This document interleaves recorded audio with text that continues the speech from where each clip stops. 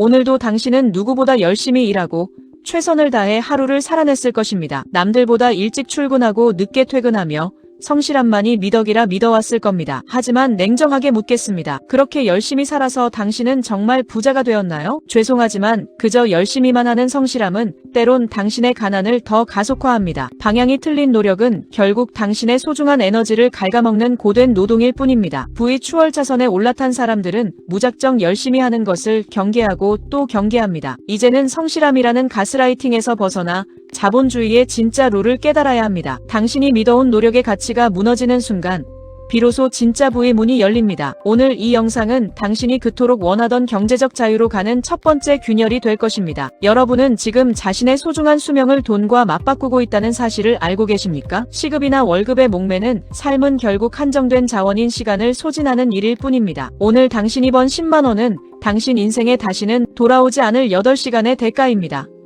부자들은 이 사실을 너무나 잘 알기에 자신의 시간이 아닌 남의 시간을 삽니다. 돈으로 시간을 사서 시스템을 구축하고 그 시스템이 다시 돈을 벌어오게 만듭니다. 하지만 가난한 사람은 시간을 모두 노동에 써버려 시스템을 만들 여유조차 없앱니다. 결국 몸이 아프거나 일을 멈추는 순간 당신의 소득은 가차없이 0원이 되고 맙니다. 노동력이라는 유한한 자원에만 의존하는 것은 자본주의에서 가장 위험한 도박입니다. 이제는 얼마를 벌까가 아니라 어떻게 내 시간을 확보할까를 고민해야만 합니다. 오늘도 단돈 1,000원을 아끼려고 최저가 검색에 1시간을 쏟아붓지는 않으셨나요? 가성비를 챙겼다는 그 짧은 뿌듯함이 사실은 당신을 가난으로 밀어넣고 있습니다. 당신이 낭비한 그 1시간은 1,000원보다 수만 배 높은 잠재 가치를 가졌습니다. 그 시간에 자본의 원리를 공부했다면 미래에 1,000만 원의 가치를 만들었을 겁니다. 부자들은 푼돈을 아끼는 대신 자신의 시간 효율을 극대화하는 데 집착합니다. 가난한 사람은 아끼는 것에 집중하고 부자는 더 큰 가치를 생산하는 것에 집중합니다. 눈앞의 작은 숫자에 매몰되는 순간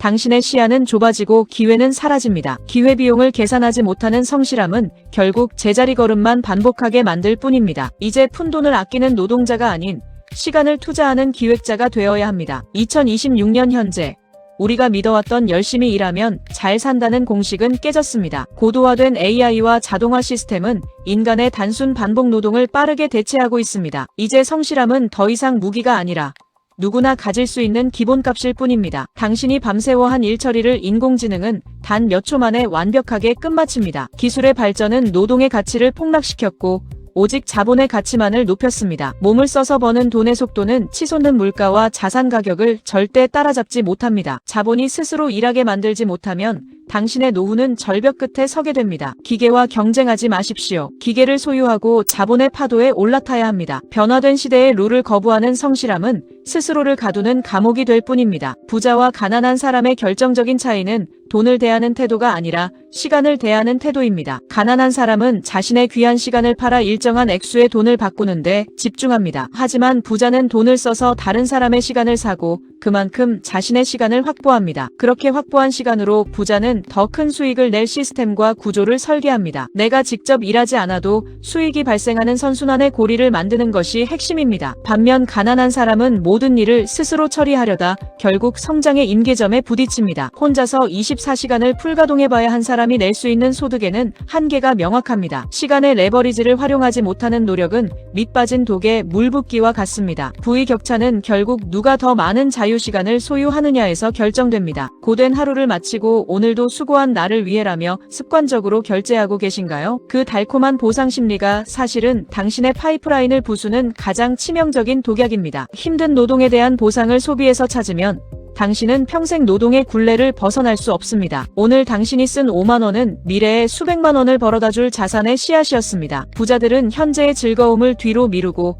그 돈으로 돈을 버는 기계를 먼저 삽니다. 가난한 사람은 소득이 늘면 소비를 늘리지만 부자는 소득이 늘면 자산을 늘립니다. 잠깐의 기분 전환을 위해 당신의 경제적 자유를 팔아치우는 어리석음을 멈추십시오. 진짜 나를 위한 보상은 명품 가방이 아니라 아무것도 하지 않아도 입금되는 돈입니다. 당신이 잠든 사이에도 돈이 벌리는 구조가 없다면 당신은 죽을 때까지 일해야 합니다. 아무리 뛰어난 기술자라도 본인의 노동력에만 의존한다면 그것은 결국 고급 노가다입니다. 진정한 부의 축적은 내가 현장에 없어도 돌아가는 시스템의 유무에서 결정됩니다. 시스템은 주식, 부동산, 콘텐츠, 혹은 자동화된 사업체 등 다양한 형태를 가집니다. 가난한 사람은 직접 삽질을 하지만 부자는 굴착기를 사고 운전사를 고용합니다. 당신의 노력 중 몇 %가 미래의 자동 수익을 만드는데 투입되고 있습니까? 지금 당장 돈이 안 된다고 시스템 구축을 미루는 것은 미래의 나를 배신하는 일입니다. 매일 1시간이라도 노동이 아닌 구조를 짜는데 온전히 집중해야만 합니다. 시스템이 완성되는 순간